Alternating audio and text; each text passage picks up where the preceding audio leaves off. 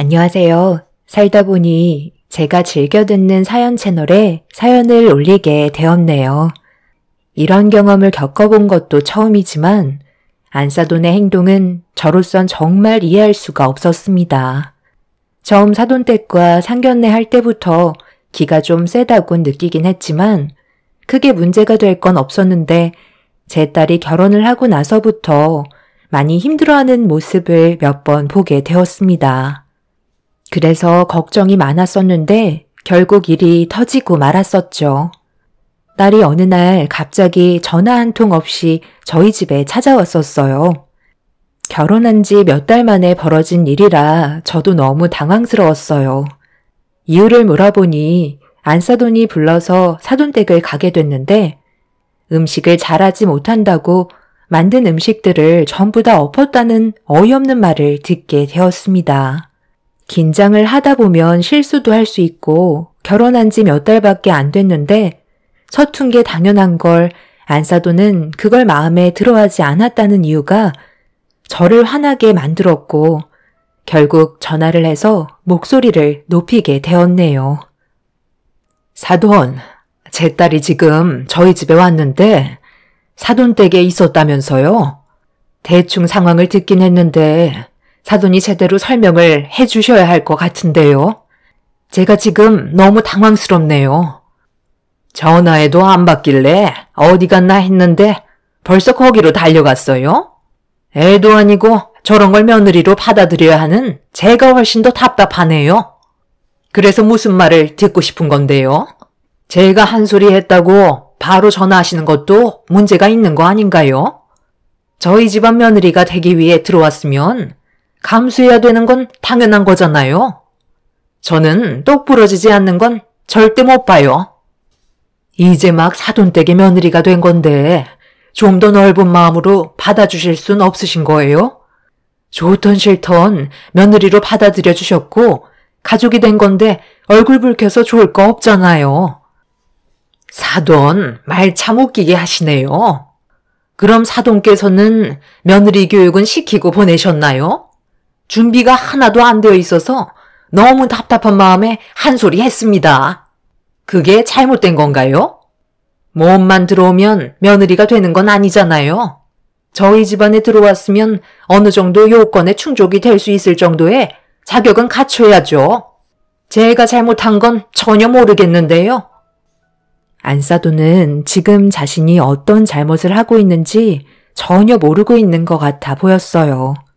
제 딸이 현관문을 열고 들어왔을 때 서럽게 우는 모습을 본 건 살면서 처음 봤었기 때문에 저도 안사돈의 태도에 화가 머리끝까지 차오르고 말았었죠. 해결되지 않을 것 같은 대화는 계속해서 이어졌고 목소리만 점점 높아지고 있었습니다. 그리고 그 사이 사위가 저희 집에 찾아왔고 안색이 좋지 않은 얼굴로 저에게 인사를 했네요. 그래서 대화가 통하지 않았던 사돈과는 전화를 끊었고 제 앞에 서 있는 사위를 보면서 한소리하게 되었습니다. 자네, 내 딸을 데려갈 때 뭐라고 그랬나? 절대 눈물을 흘리지 않게 해주겠다는 말을 들은 것 같은데. 그런데 지금 내 딸과 결혼한 지 며칠 됐다고 이렇게까지 서럽게 우는 거야? 장모님, 정말 죄송합니다. 제가 할 말이 없습니다. 저희 어머니께서 점심을 함께 하자는 말에 아무 생각 없이 갔던 건데 일이 이렇게까지 커질 줄 정말 몰랐네요. 어머님, 정말 너무하신 거 아니야?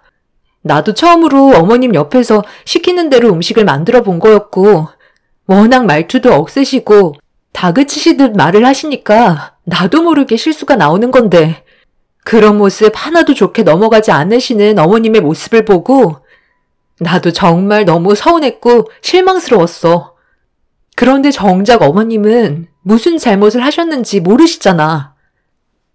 딸은 안사돈의 행동에 많이 서운해하는 듯 보였고 저 또한 이해할 수 없는 행동들 때문에 화가 많이 올라온 상태였어요.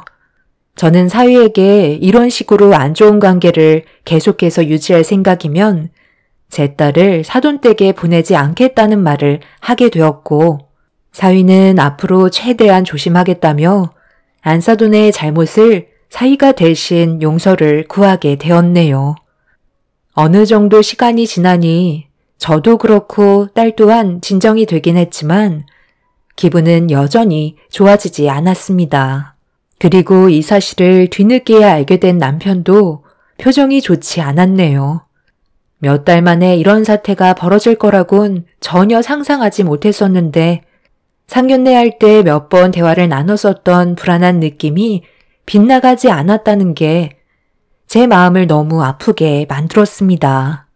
남편은 사위와 같이 술 한잔 하면서 제 딸을 잘 부탁한다며 다시 한번 상황을 좋게 풀어갔고 제 딸과 사위와의 관계에는 크게 문제가 되지 않았습니다. 사위는 당분간 사돈댁에 가지 않겠다며 저희 부부를 안심시켰지만 언제까지 얼굴을 안 보고 지낼 사이도 아니기 때문에 한참 뒤 대리운전을 불러 돌아간 사위와 제 딸을 보며 한숨을 쉴 수밖에 없었네요.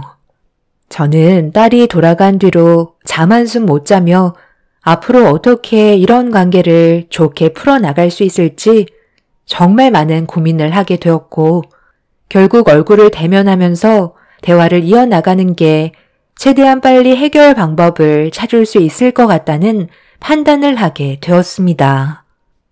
그래서 며칠 뒤 안사돈과 자리를 따로 만들게 되었고 약속 장소에서 서로 얼굴을 마주 보면서 진지하게 대화를 이어나가게 되었어요. 결혼식 이후 안사돈과 만나는 건 처음이라서 그런지 많이 어색하고 며칠 전에 있었던 일들 때문에 분위기는 차가웠지만 확실하게 짚고 넘어가야 다음에는 이런 일이 없을 것 같아 제 입장에 대해서 대화를 이어나갔고 안사돈은 반대의 입장을 내세우게 되었죠. 각자의 생각이 다르다 보니 분위기는 안 좋았어요. 저번에도 말씀드렸지만 저희 집에 왔으면 저희 집 룰을 따라야죠. 그러니 쓴소리를 듣는 건 감수해야 되는 부분이라고 생각됩니다. 사돈의 입장을 아무리 내세워도 달라질 건 없어요. 저는 조금도 변함없이 며느리를 대할 거고 그걸 감당하지 못한다면 더 이상 저희 집 며느리가 될 수 없는 거죠. 열을 견디기가 어려우면 부엌에서 나가라는 말이 있잖아요. 제가 왜 며느리 눈치를 봐가면서 비위를 맞춰줘야 하는 거죠? 저는 워낙 솔직하고 직설적이기 때문에 말을 가려서 하는 성격도 못 되고 제가 봤을 때 잘못된 게 있다면 무조건 내 식으로 바꿔야 된다고 생각합니다. 저희 집에 2번 다시 찾아오지 않겠다거나 저와 인연을 끊겠다는 말을 하게 될 시 제가 어떻게 나올 것 같으세요? 그런 말들이 오히려 저를 더 자극할 뿐더러 그런 생각을 가지고 있었다는 자체가 괘씸해서 며느리와 제 아들이 이혼할 때까지 못 살게 굴 겁니다. 무슨 말인지 충분히 이해하셨죠? 애들이 알아서 잘 사는 걸 보는 것만도 만족하면서 살면 되는 건데 굳이 그렇게 할 필요가 있을까요? 그렇게까지 해서 사돈이 얻어가는 게 무엇이죠? 입장 바꿔서 반대로 생각해 보세요. 제가 사위한테 쓴소리하고 계속해서 마음에 안 든다는 식으로 행동하면 사돈은 기분이 좋으시겠어요? 똑같이 자식 키우는 입장에서 상처받는 걸 알게 됐다면 마음이 편하시겠냐는 거예요. 제 딸이 사돈의 눈에 많이 부족해 보여도 하루 이틀 얼굴 보면서 살 것도 아니잖아요. 평생 후회하는 일을 만드는 것보다 그래도 나중에 웃으면서 떠날 수 있는 기억을 남겨두는 게 좋지 않겠어요? 얼굴 붉혀봤자 사돈만 스트레스 받으시는 거고 결국 건강상의 문제가 생길 수도 있는 거라고요. 뭐든 항상 편하게 생각하시면 안 되던 일도 좋게 해결되기 마련이고 제 딸도 사돈에게 더 많은 사랑을 받으려고 노력을 하지 않을까요? 저는 좋은 관계를 유지하고자 이렇게 서로 얼굴 뵙자고 한 거지 안 좋은 관계를 만들려고 대화를 나누자고 한 건 아니니까 사돈께서도 좋게 생각해 주셨으면 좋겠네요. 제 딸을 좋은 마음으로 봐주시고 앞으로 좀 더 이해해 주시길 부탁드립니다. 안사돈은 제 말에 입을 꾹 닫았고 더 이상 아무 말도 하지 않았습니다. 제가 사돈한테 했던 말들이 전부 옳은 말이라고 생각했는지 좋은 관계로 발전해 나가자는 제 뜻을 반박하지 않았네요. 처음에는 날카로운 말투로 분위기를 이끌어갔지만 제가 계속해서 좋은 관계를 유지해 나가려고 침착하게 대응하자 사돈도 더 이상 얼굴을 붉히려 하지 않았어요. 그렇게 저희는 꽤 오랜 시간 동안 서로 못다했던 대화를 나누게 되었고 어느 정도는 좋게 해결이 된 듯 보였습니다. 그리고 그날 이후 제 딸에게 좋은 소식이 들려왔죠. 전혀 바뀔 것 같지 않았던 안사돈이 처음과 다르게 잘 대해주신다는 말을 듣게 되었고 제가 부탁한 걸 그대로 들어주시는 것 같아 그제서야 저도 한시름 놓을 수 있었어요. 그렇게 안사돈과 제 딸이 잘 지내는 것 같아 보였고 저도 그런 소식을 듣곤 사위에게 더욱더 잘하게 되었죠. 앞으로 제 딸이 항상 웃는 모습만 보고 싶었고 비록 서툴지만 사돈이 잘 보듬어 줄 거라 믿고 있었어요. 한두 살 먹은 나이도 아니고 인생 겪을 만큼 겪으신 분이기 때문에 더는 큰 문제가 없길 바라고 있었죠. 하지만 그것도 아주 잠깐이었을 뿐 오래간만에 제 딸과 사위의 집에 미리 연락을 하고 찾아가게 되었는데 집 앞에 충격적인 일이 벌어지고 말았습니다. 제 딸이 머리끄덩이를 잡힌 채 안사돈에게 질질 끌려 나오고 있었어요. 너무 충격적인 광경이라 무슨 일인지 알지 못했던 저는 사돈에게 급하게 달려가 뭐 하는 거냐고 제 딸과 사돈을 떨어뜨려 놓았고 사돈은 흥분을 가라앉히지 못했네요. 내가 두 눈 뜨고 똑똑히 봤는데 어디서 거짓말을 하고 있어? 둘이서 주고받고 있던 눈빛이 심상치가 않았었다고. 감히 내 아들을 놔두고 바람을 피워? 어디서 꼬리를 흔들고 있어? 제가 무슨 꼬리를 흔들어요.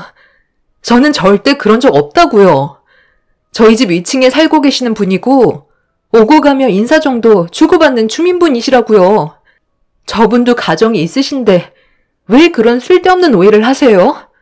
저는 남들에게 눈웃음이나 파는 그런 여자가 아니에요. 왜 어머님 멋대로 판단하세요? 그리고 왜 연락도 없이 오신 거죠? 얘 봐라. 지금 나를 뭘로 보고 아무렇지도 않게 거짓말을 하고 있어? 너는 내가 우습니? 아무 말이나 막 뱉으면 다 믿어줄 거라 생각하는 거야? 나도 딱 보면 느낌이라는 게 있다고.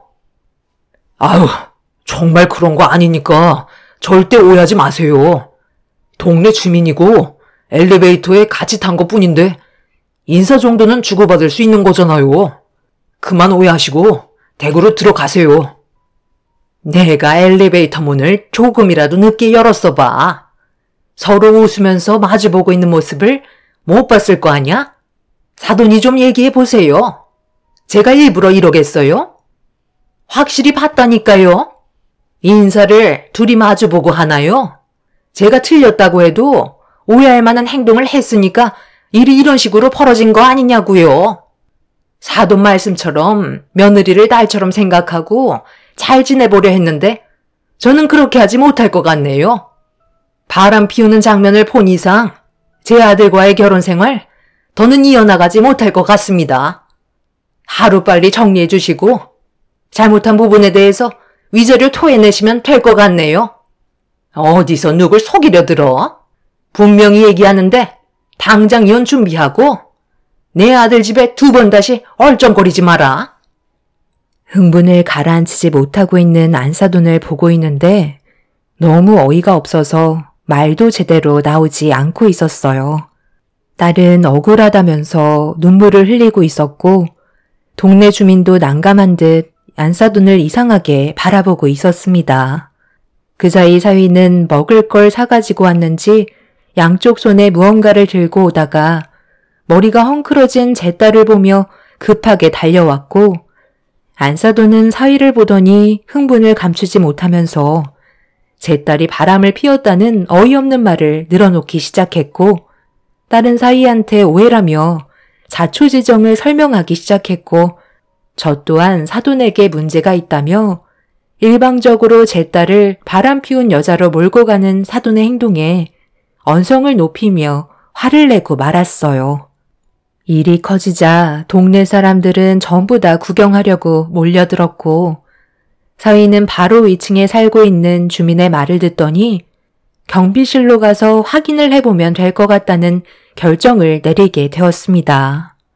그렇게 저희들 모두 관리사무소를 찾아가게 되었고 사위는 관리자에게 부탁을 해서 CCTV를 확인할 수 있게 되었어요.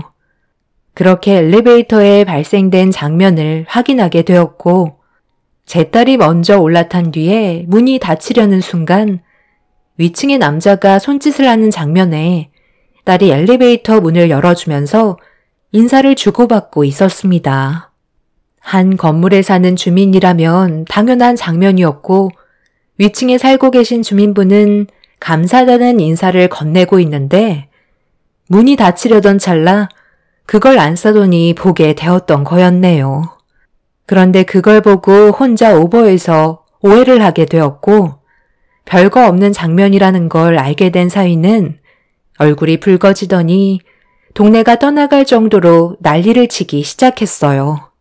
안사돈은 오해할 수도 있는 거 아니냐며 그 자리를 회피하려 들려하길래 제가 팔을 붙잡았네요. 제대로 상황 파악도 하지 않으시곤 무턱대고 머리채 잡는 게 상식적으로 맞는 일인 거예요? 뭘 잘못하셨는지 뻔히 하시면서 어딜 가려고 하시는 거죠? 지금 당장 제 딸에게 사과하세요.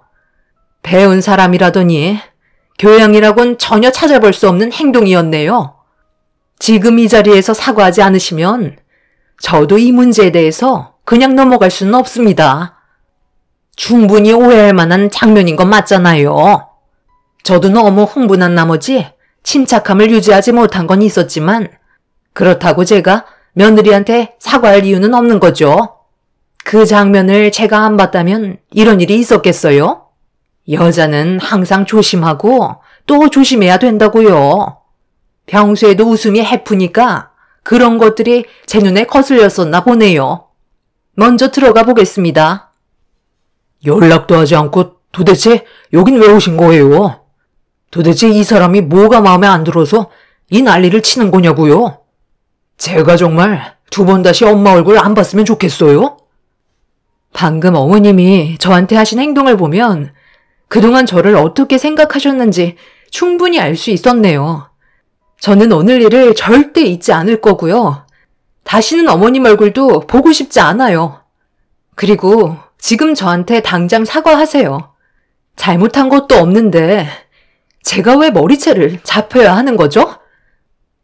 저희 모두가 안사돈을 압박하자 꼬리를 내린 안사돈은 제대로 들리지도 않는 목소리로 제 딸에게 미안하다는 말 한마디 하곤 서둘러 그 자리를 벗어났지만 저는 그날의 일을 절대 잊을 수 없었고 그냥 넘어갈 문제가 아니라고 생각돼 법적인 절차를 밟아야 할지 고민을 하고 있었습니다.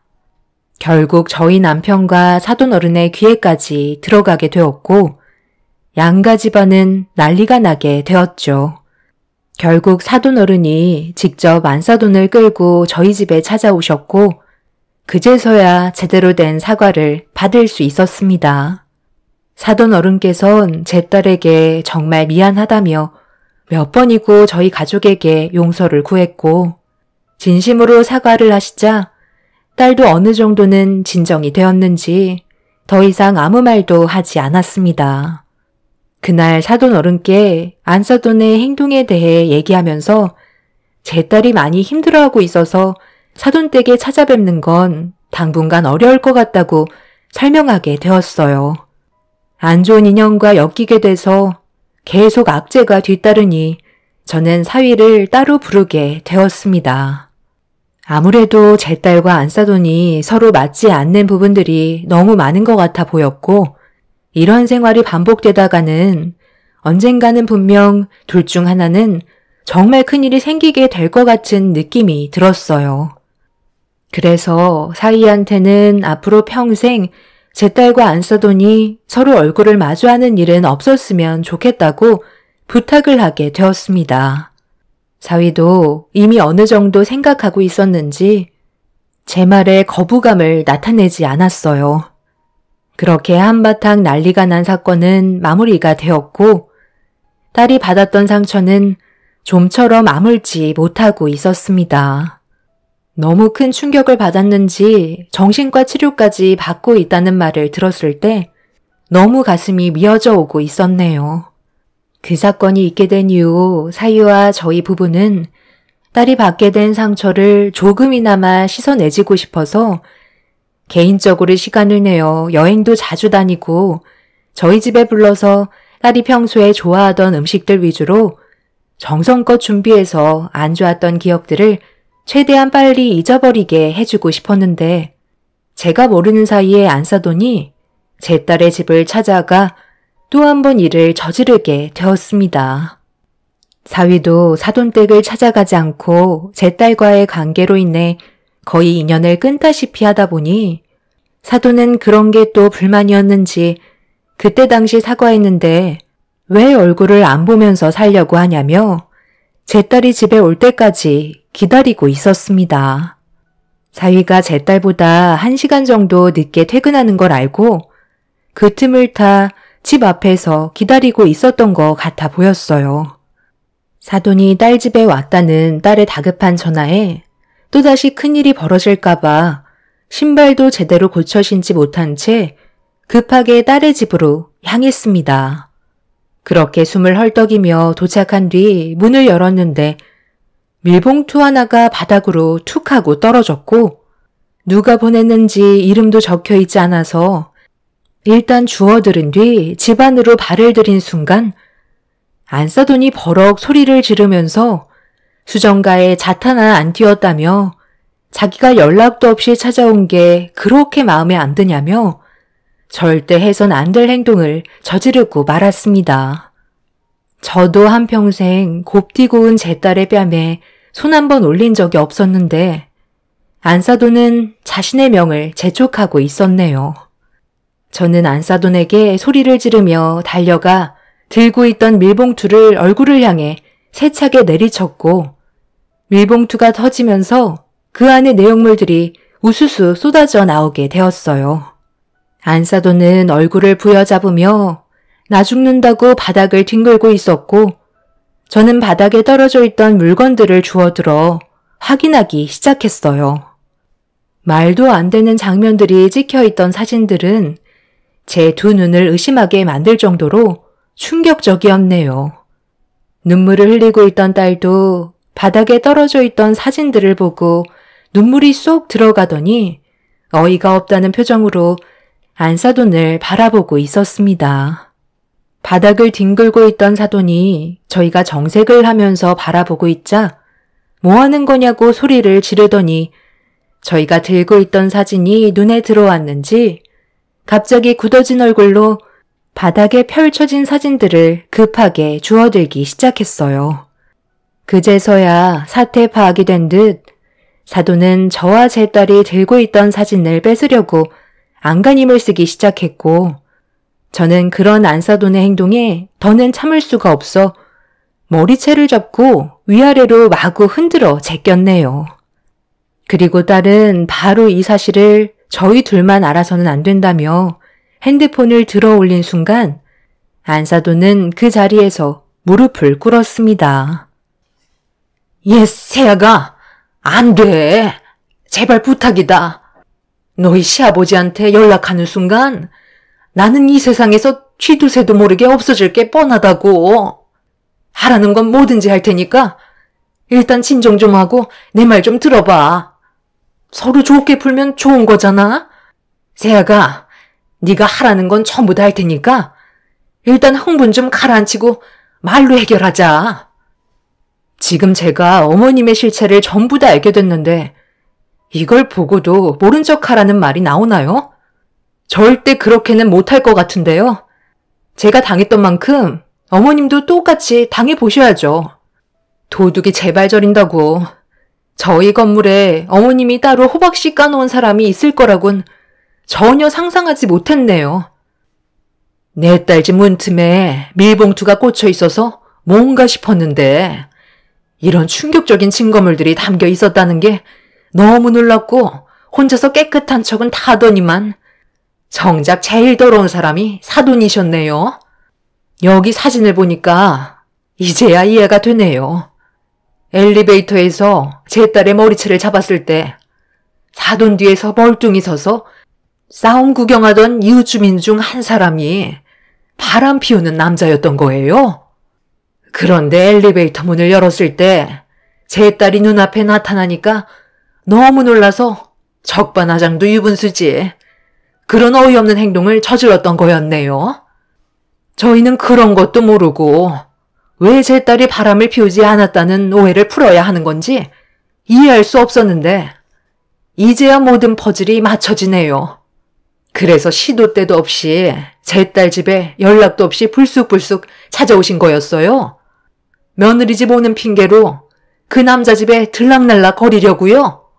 저희가 참고 당했던 만큼 이번 일은 그냥 넘어가지 않을 거고 사돈에게 받았던 모든 수모와 상처들은 고소 진행하도록 하겠습니다.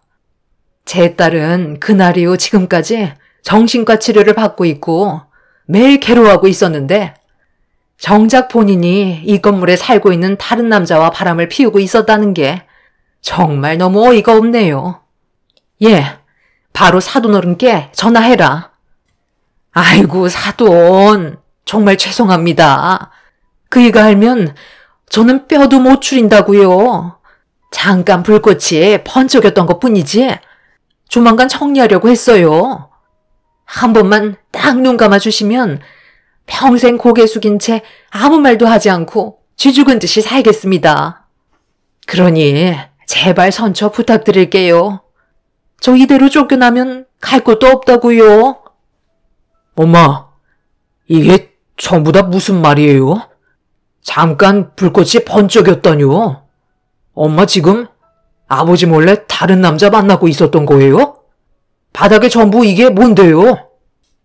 문이 닫혀있지 않고 열려 있었는데 퇴근한 사이가 들어오면서 저희가 나눈 대화를 전부 다 듣게 되었고 바닥에 널브러져 있던 사진들을 떨리는 손으로 주워들더니 얼굴빛이 노랗게 변해버렸습니다. 사위는 너무 큰 충격을 받았는지 그 자리에 털썩 주저앉은 채 아무 말도 하지 못하고 있었어요. 안사도는 무릎을 꿇고 손이 발이 되도록 빌고 있었지만 사위의 귀는 이미 닫혀있는 상태였습니다. 오열을 하며 절대 사돈어른이 이 사실을 알면 안 된다고 했지만 사위는 눈을 감을 수 있을 정도의 상황은 아닌 것 같다며 다리를 잡고 애원하고 있던 사돈의 팔을 뿌리친 뒤 사돈어른께 전화를 걸게 되었네요. 결국 이 사실은 사돈 집구석을 초토화되게 만들었고 사돈댁은 끝끝내 이혼을 선택하게 되었습니다. 그리고 같은 건물에서 안사돈과 바람을 피우고 있던 그 사람은 어디로 갔는지 금세 도망가서 자취를 감춘 상태이지만 사돈어른은 그 사람을 상대로 상간남 소송이 진행 중인 상태이네요. 매일같이 딸의 집에 찾아와서 눈물로 애원하며 하소연하고 있고 만나주지 않는 사돈어른의 마음을 돌려달라며 정말 잠깐의 실수였다곤 했지만 딸은 그런 사돈을 바라보면서 그동안 자신의 잘못을 조금도 용서해주지 않고 막대한 행동들에 대해 똑같이 경험해봤으면 좋겠다고 더 이상 문도 열어주지 않았습니다. 그렇게 모든 사건이 해결이 되고 나중에 알게 된 사실은 제 딸의 위층에 살고 계셨던 주민분께서 안사돈이 딸의 건물 12층에 반복적으로 드나드는 걸 보고 좀 이상하게 생각했었는데 바람 피우고 있다는 걸 알게 되면서 그 모습들을 전부 다 뒤에서 증거물을 만들어 밀봉투에 담아 제 딸의 집에 두고 간 거였네요. 제 딸은 10층에 거주 중이고 위층 남자는 11층, 사돈의 상간남은 12층에 거주 중이었죠. 남의 집안 일이기 때문에 바람 피우는 장면까지만 도와준 거였고 저희는 위층에 살고 계신 주민분께 몇 번이나 감사하다며 고개를 숙였습니다. 지금 현재 양가 집안엔 평화가 찾아왔고 이제야 한숨 돌릴 수 있게 되었네요. 한 사람의 잘못된 행동이 많은 사람에게 피해를 주게 될 거라곤 꿈에도 몰랐습니다. 사도는 자신이 힘들게 일궈온 가정에 두 번 다시 발을 들이지 못할 테고 남은 인생 평생 혼자 외롭게 살다가 자식 얼굴 못 보고 손주 한번 안아볼 수 없는 삶을 살게 되겠네요. 앞으로 마주치는 일이 없었으면 좋겠습니다. 제 사연 들어주신 분들, 오늘 하루도 가족분들과 행복한 시간 많이 만드시길 바랍니다. 감사합니다. 안녕하세요. 저는 얼마 전에 결혼식을 앞두고 파혼을 하게 된 30대 중반 여자입니다.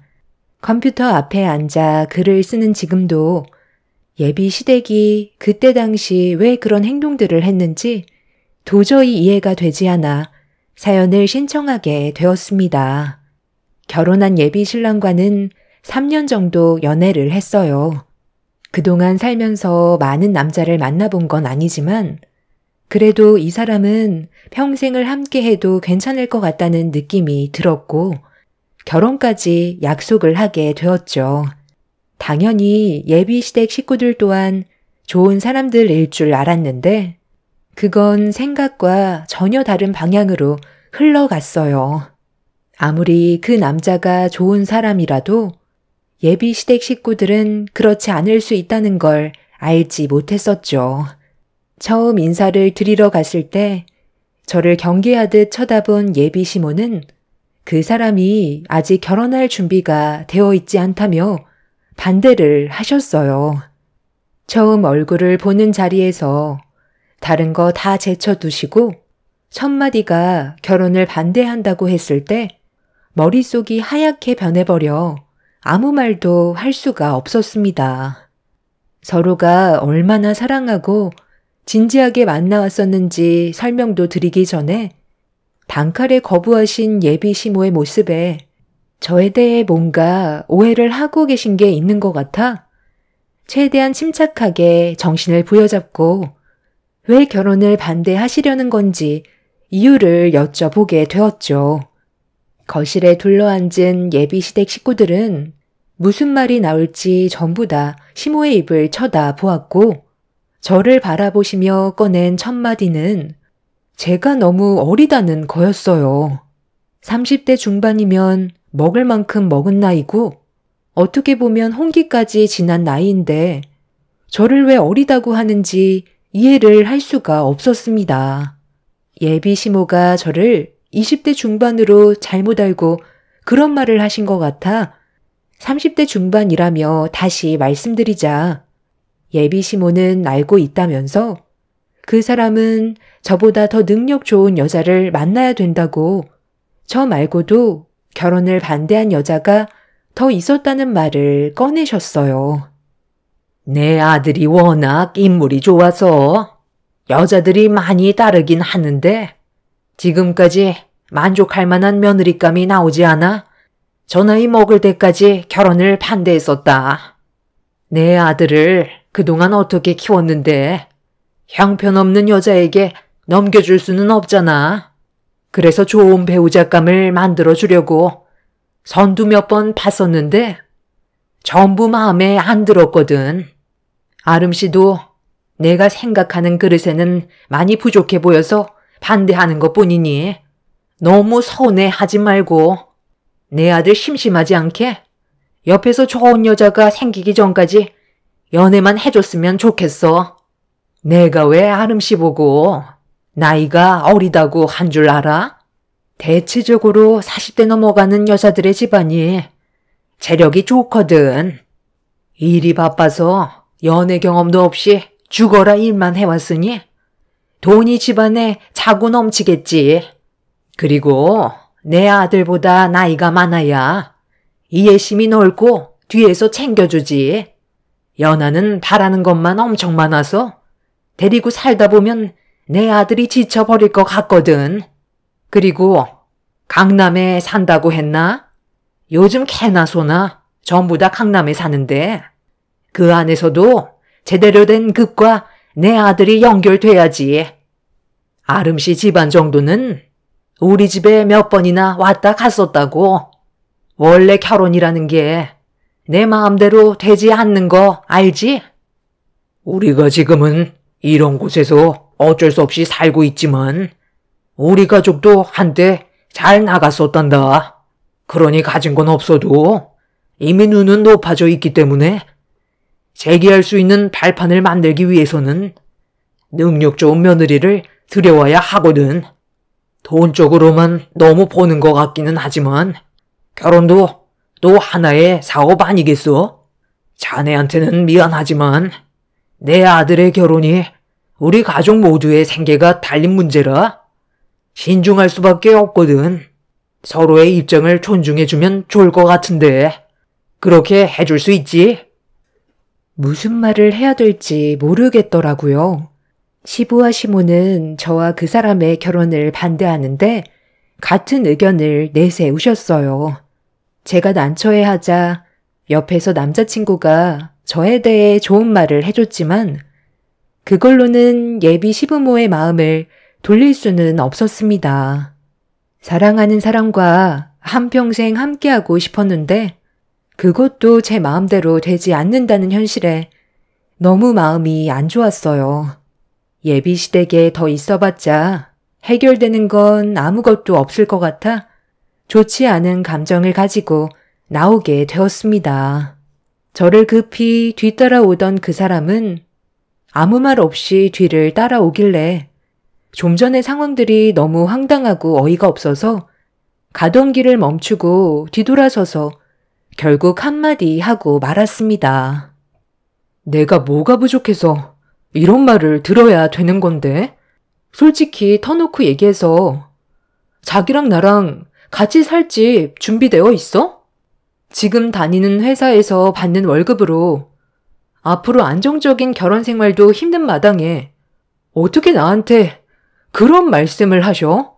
자기 하나 보고 결혼 생각까지 했던 내가 너무 생각이 짧았던 것 같아. 나도 우리 부모님이 저렇게 나오실 줄 몰랐어. 일단 얼굴 보고 대화하는 게 좋을 것 같다고 하셔서 나는 당연히 우리 결혼을 허락받을 수 있다고 생각했거든. 나 말고도 다른 여자도 몇 명 데려왔던 것 같은데 그때마다 항상 저런 식이었어?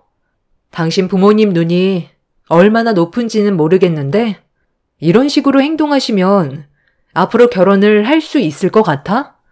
나랑 헤어지면 더 능력 좋은 여자가 나타나기라도 한데 돈 많은 여자가 자기 어디가 좋아서 결혼을 할 것 같은데 기본적으로 남자가 여자보다 능력이 좋아야 되는 건 당연한 거라고. 집안의 가장이 될 준비도 되어 있지 않은데 왜 자기랑 결혼을 결정했는지 알아? 그래도 3년간 만나오면서 사람 하나는 괜찮은 것 같아 결혼을 결심했던 거라고. 그런데 자기 부모님은 나를 돈으로밖에 안 보시는 것 같아. 어머님 뱃속에서 당신이 태어난 것도 신기하지만 이런 기분으로는 나도 결혼하고 싶은 마음은 없으니까 우리 관계도 다시 생각해보는 게 좋겠어. 우리 부모님 잘 설득해 볼 테니까 일단 흥분 좀 가라앉히고 너무 극단적으로는 생각하지 마. 우리 부모님이 좀 특이하신 성격이시긴 한데 그렇다고 나쁜 분들은 아니셔. 일단 오늘은 들어가고 내가 나중에 다시 연락할게. 우리 너무 급하게 가지 말고 하나하나 풀어가자. 이대로 끝낼 수는 없잖아. 그날 예비 시부모가 바라보던 시선과 말투에서 느껴졌던 감정들은 저에게 상처로 다가왔었고 그 사람과의 결혼은 힘들 것 같아 보였습니다. 저희 부모님께서는 그래도 그 사람이 가진 게 없고 많이 부족해 보여도 사람 하나 괜찮은 것 같아 부모님 마음에 차지 않아도 저를 믿고 결혼까지 허락해 주셨는데 그 집안은 저희 부모님과 너무 반대되는 성향을 가지고 계셔서 제가 어떻게 반응을 해야 될지 모르겠더라고요. 아무리 제가 사랑하는 사람이라 해도 그 부모가 많이 부족하다고 느껴지면 이 결혼은 없었던 일로 하는 게 옳은 판단인 것 같아 아예 마음을 접으려고 결정 지었는데 며칠 뒤 예비 시모에게 전화가 왔어요. 그 사람에게 연락처를 받았는지 개인적으로 전화를 주셔서 저와 잠깐 만났으면 좋겠다고 약속을 잡으셨습니다.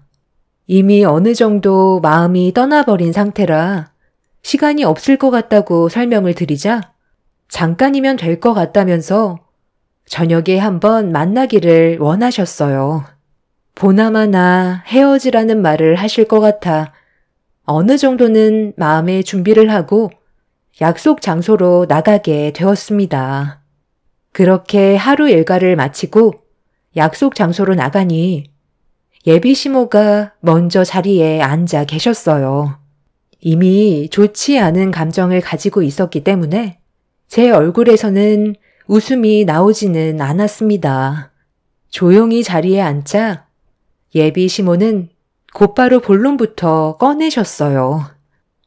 보다시피 우리 집안이 아름씨 집안보다 많이 부족한 거 알지? 우리가 하던 사업이 부도가 나서 지금 이렇게 살고 있긴 하지만 그건 아주 잠시거든. 내 아들이 지금 많이 부족한 이유도 부도가 나면서 생긴 빚을 갚아주고 있어서 금전적으로 여유가 없는 편이다. 저번에 우리 집에 왔을 때 자리에는 없었지만 너도 내 아들 밑으로 여동생이 하나 있는 거 알지?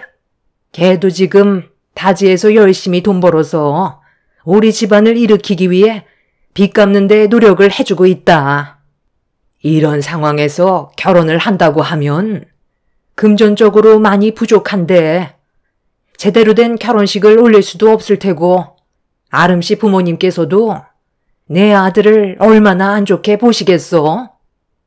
이미 저희 부모님께서는 집안 사정 다 알고 계세요. 그리고 그 문제로 결혼을 반대하신 적도 없으시고요. 얼마나 잘 사는 집안의 여자를 며느리로 들이시려는진 모르겠지만 완수 씨도 적지 않은 나이예요. 그리고 40대 이상이라고 하셨는데 그 나이에 결혼을 하지 않은 여자들은 결혼 생각보단 앞으로 살면서 자기 커리어를 쌓으려 하지 어머니께서 생각하시는 것처럼 결혼을 하겠다는 생각은 하지 않아요. 저도 완수 씨 만나기 전에 나이가 적지 않았던 편이라 결혼 생각은 아예 접고 있었어요. 남자는 능력만 돼도 젊은 여자랑 결혼을 할 수 있겠지만 여자는 상황이 다르잖아요. 이건 어머니도 잘 아시잖아요. 저번에 말씀하신 거 충분히 이해했고요. 저도 어느 정도 마음을 접은 상태라 더 이상의 관계는 만들어가지 않고 있는 중이에요. 아마 조만간 헤어지겠죠. 완수 씨가 좋은 여자 만나서 결혼하길 바랄게요. 더 할 말 없으시면 먼저 일어나 봐도 될까요? 제가 한가한 편은 아니라서요. 일이 많아서 약속이 잡혀 있거든요. 잠깐만 기다려봐라. 그렇잖아도 아름 씨가 우리 집에 왔다 간 이후로 대화를 많이 나눴었거든.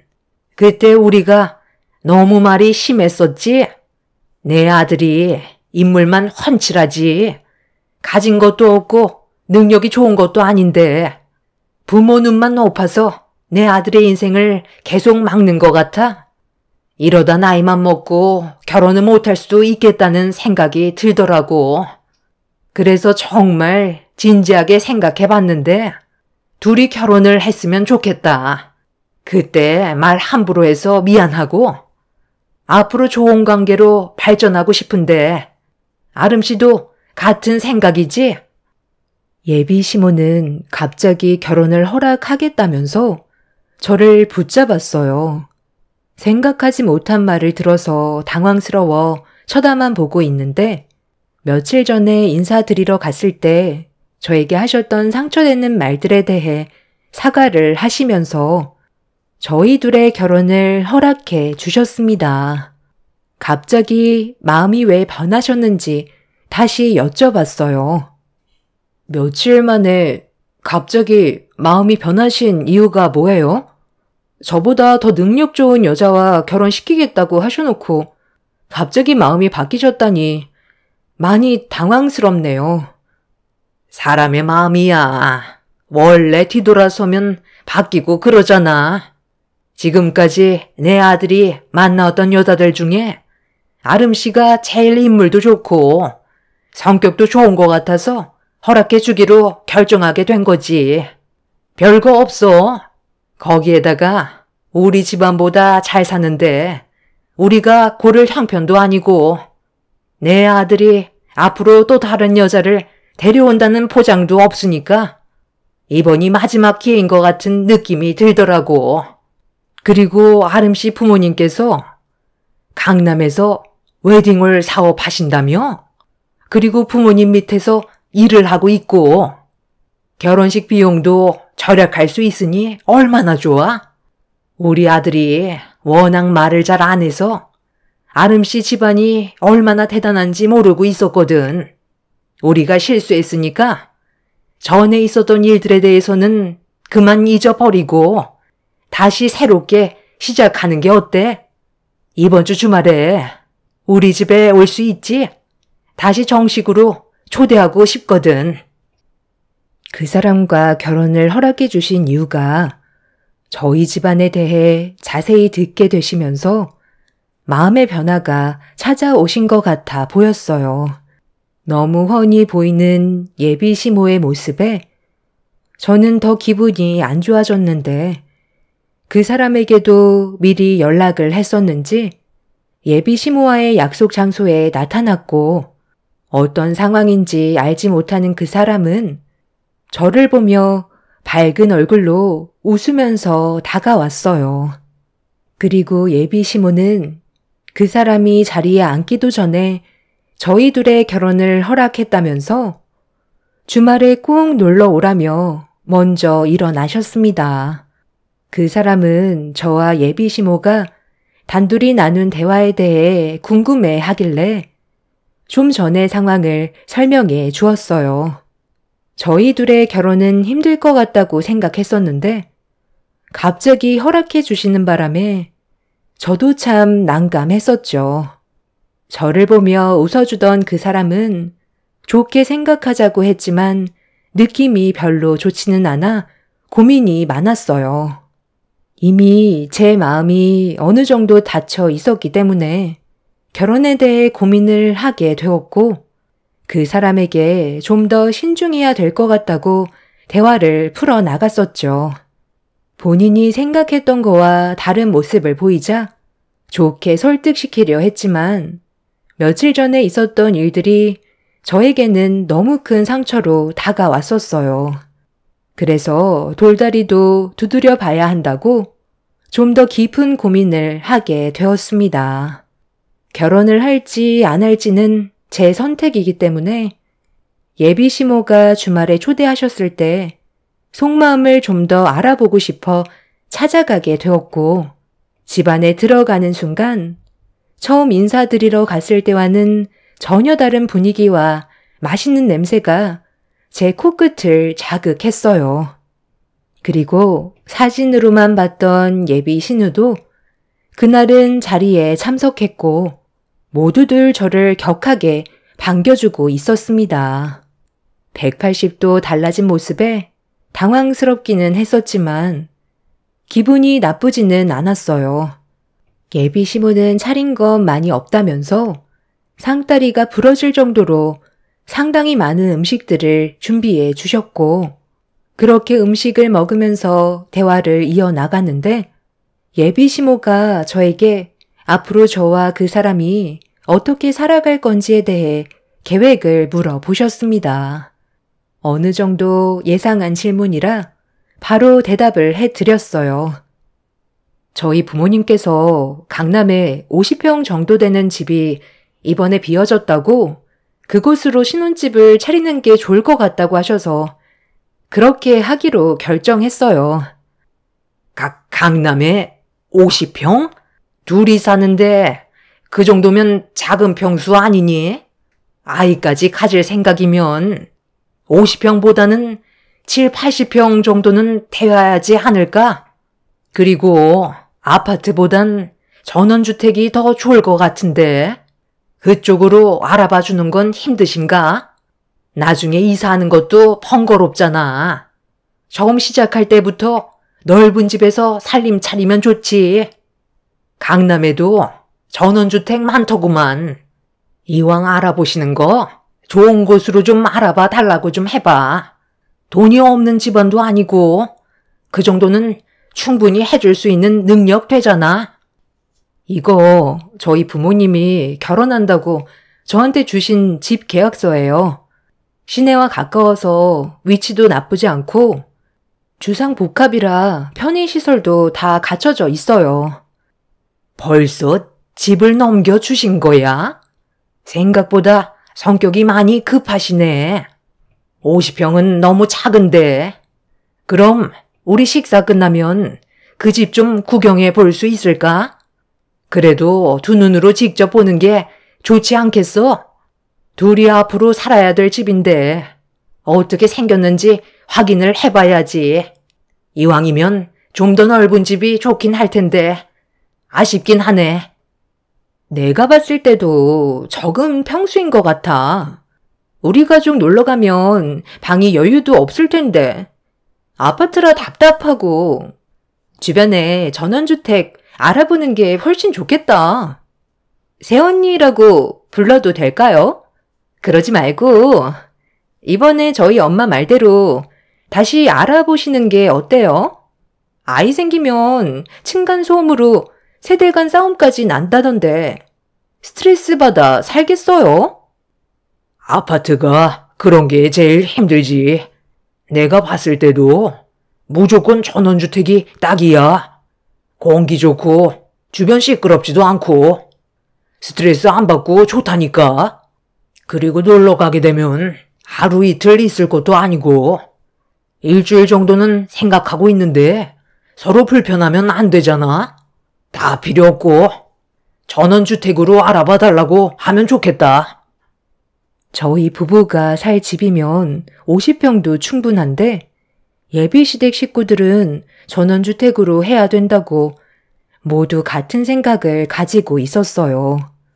그리고 시부의 한마디에 엄청난 충격을 받았었죠. 하루 이틀도 아니고 일주일 넘게 계시다가 가신다는 건 신혼집에 눌러붙어 사시겠다는 거나 다름없었기 때문에 많이 당황스러웠습니다. 하나가 해결되는 것 같으면 또 하나의 문제가 터져나와 저는 점점 이 사람과의 결혼 생활은 힘들 것 같다는 생각에 확신이 들었었고 식사를 마친 뒤 시부모님께서는 신혼집을 구경해 보시려고 서둘러 움직이셨어요. 그래서 제대로 된 대화를 나누기도 전에 저희 부모님께서 신혼집으로 주신 집으로 향하게 되었습니다. 그렇게 예비시댁 식구들과 현관문을 열고 들어가는 순간 시부모의 표정이 너무 안 좋았어요. 집안 구석구석을 살피시다가 마음에 안 드셨는지 한마디 하셨습니다. 지금 이 집에서 살겠다는 건 아니지? 어떻게 이런 집을 신혼집으로 결정할 수가 있는 거니? 집안이 너무 노후가 됐잖아. 그리고 50평이 맞긴 한 거야? 생각했던 것보다 너무 좁아서 깜짝 놀랐다. 내 아들이 이런 손바닥만한데 살 수준은 아닌데 지금 우리 집안을 무시하는 거야? 당장 전원주택으로 알아봐라. 새언니 집안 돈 많다면서요. 이 집은 그냥 처분하고 우리 엄마 말대로 전원주택으로 알아봐요. 아파트가 너무 노후돼서 사는데 어려움이 많을 것 같은데. 강남에도 이런 형편없는 집이 있긴 하구나. 외곽 지역에 세워진 아파트들이 훨씬 잘 빠졌네. 오빠가 세원이한테 강하게 얘기 좀 해봐. 왜 아무 말도 안 하는 거야? 이건 우리 집안을 무시하는 거지. 그러니까 내가 솔직하게 얘기하라고 했잖아.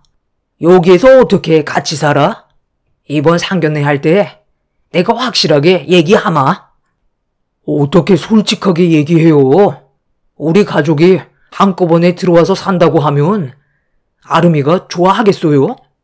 저도 입장이라는 게 있잖아요.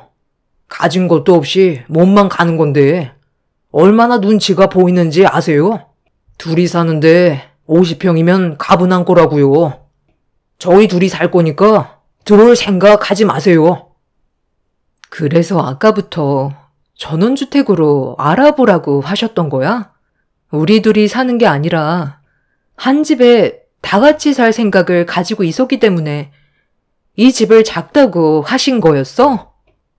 우리 집이 보다시피 너무 작잖아. 20평에서 한 가족이 지내는 게 얼마나 불편한지 아니? 화장실도 한 개라 그동안 어려움이 많았었다. 그런데 네가 이번에 신혼집을 전원주택으로 알아보면 우리도 한 집에서 같이 지낼 수 있을 테고 앞으로 집안일 걱정 없이 내가 다 해줄 텐데 얼마나 편하겠어? 이 집에서 아이까지 낳고 생활하다 보면 50평은 턱없이 부족하지. 그렇게 해줄 수 있지? 내 아들과 결혼하려면 그 정도는 해줘야 하지 않겠어? 그리고 너희 이번 신혼여행 가면 우리도 같이 따라가기로 했다. 방해 같은 거 일절 하지 않고 없는 듯이 지낼 거니까 신경 안 써도 된다. 너희 집안 돈 많은데 이왕 여행 떠나는 거 우리도 같이 껴서 가면 얼마나 좋아? 둘이 떠나는 것보다 더 많은 추억 만들 수 있고 우리 관계도 훨씬 좋아지지 않겠니? 나는 이왕 떠나는 거 유럽 쪽으로 갔으면 좋겠어요. 흔한 여행은 별로라서 어차피 돈 쓰고 갈 거면 좀 더 특별한 곳으로 가면 좋지 않겠어요? 엄마, 그런데 나도 곧 결혼해야 될 텐데 이 집 내가 신혼집 차려도 괜찮을 것 같지? 나 정도면 이 정도도 충분할 것 같은데? 새언니, 이 집 나중에 제가 신혼집으로 하면 안 될까요? 오빠랑 새언니 결혼식 끝나면 저도 바로 할 생각이거든요. 차라리 처분하지 말고 저한테 주면 좋을 것 같은데? 하나뿐인 신혼선물 돈 크게 쏘면 좋잖아요. 아유, 그거 좋겠다. 예비 사돈어른께서 웨딩 사업 하시니까 너도 거기에서 결혼식 올리면 되겠네. 그리고 이 집에 살림 차리면 더는 바랄 것도 없겠다. 저는 그 사람들의 모습을 보고 할 말을 잃었습니다. 아직 상견례조차 하지 않았고 계획만 가지고 있었던 건데 생각도 없는 계획을 먼저 세우고 있었어요.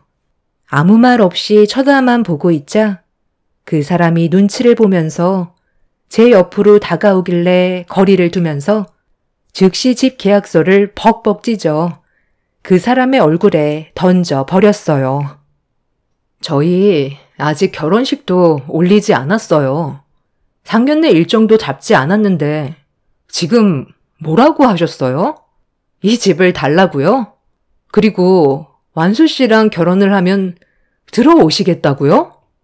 그것도 모자라 신혼여행까지 따라오시겠다고요? 그냥 대놓고 결혼 반대한다고 하세요. 어느 여자가 이런 상황에서 좋다고 결혼을 할 수 있겠어요? 이 집 저희 부모님께서 처음으로 가지게 된 집이세요. 저도 어렸을 적부터 이 집에서 많은 추억들을 만들었었고요. 완수 씨랑 새롭게 시작하는 거 좋은 출발이 될 수 있게 저에게 큰맘 먹고 주신 건데 어떻게 이 사람이 살 수준이 아니라는 말을 하실 수가 있어요? 그럼 지금 아줌마가 살고 계신 20평대 다세대 주택에선 어떻게 살고 있는 건데요? 그 작은 집에서 내 식구가 끼어서 살고 있는데 지금 저한테 그런 말 할 처지예요? 이런 말까진 안 하려 했는데 이 사람은 앞으로 평생 결혼은 못할 것 같아요. 사람 하나 좋아서 그거 믿고 결혼하려 했는데 당신들 때문에 장가가긴 글렀네요. 그럼 수준대로 그렇게 아끼시는 아드님 평생 20평 다세대에서 쭉 끼고 사세요. 어차피 시작도 안 했는데 깔끔하게 정리할게요. 우리 헤어지고 다시는 만나지 말자. 너희 집안 수준 충분히 알 수 있었어. 일찍 깨우쳐줘서 고맙다. 잠깐만. 아니 갑자기 왜 이렇게 흥분하고 그러니? 그냥 우리는 생각을 얘기했던 것뿐이잖아. 아직 시작도 안 했는데 우리가 설마 그렇게까지 하겠니? 농담이었다 농담. 그냥 웃자고 하는 소리였는데 너무 예민하게 받아들이는 것 같구나. 우리가 너무 입을 함부로 놀렸지?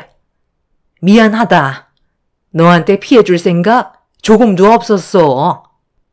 그냥 나는 너희들이 좀 더 좋은 환경에서 지내면 어떨까 생각했던 거지. 둘이 헤어지게 하고 싶어서 그랬겠니? 실수한 거 있으면 내가 사과하마. 아니요. 저는 더 이상 할 말 없을 것 같아요. 그만 이 집에서 나가주셨으면 좋겠어요. 이미 결혼할 마음 사라졌고 이 집은 더 좋은 사람과 만나서 신혼생활 하려고요. 예비 시모는 제가 결혼을 하지 않겠다고 하자 갑자기 제 손을 잡으면서 생각 없이 말을 해서 미안하다며 좋게 풀자고 했지만 저는 더 이상 상대조차 하고 싶지 않아 팔을 뿌리쳐 버렸어요. 그렇게 모두를 내쫓아 버렸고 그 사람과도 인연을 끊어내 버렸습니다. 이번 일을 통해 느낀 건 저와 결혼할 사람이 아무리 좋다고 해도 그 집안 사람들의 질이 좋지 않다면 그 결혼은 무조건 피해야 된다는 걸 깨닫게 됐어요. 함께 살아가는 사람보다 주변 사람들에게 받는 영향이 훨씬 더 큰 것 같습니다. 이번 일을 계기로 인생 경험했다 생각하려고요. 좀 더 넓은 시야를 가지게 됐으니 앞으로 좀 더 신중해질 것 같습니다. 그리고 최근에 전화번호도 바꿨어요. 그 인간들이 저에게 시도 때도 없이 전화와서 다시 잘해보자고 설득을 시키려 하는데 그런 모습에 너무 질려버려서 전화번호를 바꿔버렸습니다. 똥차 지나갔으니 앞으로 좋은 일만 생겼으면 좋겠습니다. 제 사연 들어주신 분들 늘 건강하세요. 감사합니다. 안녕하세요. 50대 여성입니다. 항상 제 자신한테 왜 이런 일이 일어날까 하고 제 자신을 미워하고 자책하고 살았네요. 그러다 문득 이곳의 사연들을 접하고 제 이야기도 한번 들려드리면 어떨까 싶어 용기 내어 글을 씁니다. 전 여느 평범한 주부들과 마찬가지로 그때 그 시절 이른 나이에 남편을 만났어요. 친정 형제들도 많은 데다 그 집안의 막둥이로 태어나 엄마는 이미 노모이시고 아버지는 일찍 돌아가셨어요. 그렇게 저는 큰언니네 며칠, 작은오빠네 며칠 이렇게 엄마와 함께 돌아다니는 생활을 하고 살았네요. 친정을 원망한 적은 없지만 어린 나이에 안락한 집이 없다는 스트레스가 어마어마했죠. 그렇게 큰언니네 작은오빠네를 전전하고 살면서 성인이 되었어요. 그리고 만난 게 남편입니다. 하루빨리 집 없는 서름에서 벗어나고 싶었어요. 이 남자면 평생을 믿을 만할 수 있겠지라는 생각으로 결혼을 하게 되었습니다. 사실 남편을 많이 믿었다기보다 절 처음 본 순간부터 결혼하기까지 시부모님이 정말 너무 잘 대해주셨어요. 친부모님처럼요. 시부모님 자리가 너무 좋았던지라 그동안 제가 친정집에서 사랑을 받은 날들보다 시부모님에게 사랑을 받은 게 더 컸어요. 그래서 결혼을 결심했던 것도 컸습니다. 너무 좋았거든요. 지금 생각해도 우리 시부모님 같은 분들은 없을 거라 생각이 들어요. 그래서 시부모님이라기보다 제 부모님처럼 모시고 살았습니다. 남편은 철이 많이 없었기 때문에 시부모님은 늘 제 걱정을 먼저 하셨죠. 아이고, 네가 장하다. 우리 영식이랑 살아줘서 너무 고마워. 똑 부러진 너 아니었으면 우리 영식이 어찌 됐을지. 에이, 아니에요. 어머님이 절 항상 좋게 봐주시는 거죠. 전 어머님, 아버님을 영식 씨 덕분에 만났으니까 그것만으로도 너무 좋아요. 그러니까 영식 씨 걱정 그만하셔도 돼요. 저도 어머님, 아버님 안 만났으면 어떻게 됐을지 상상도 하기 싫네요.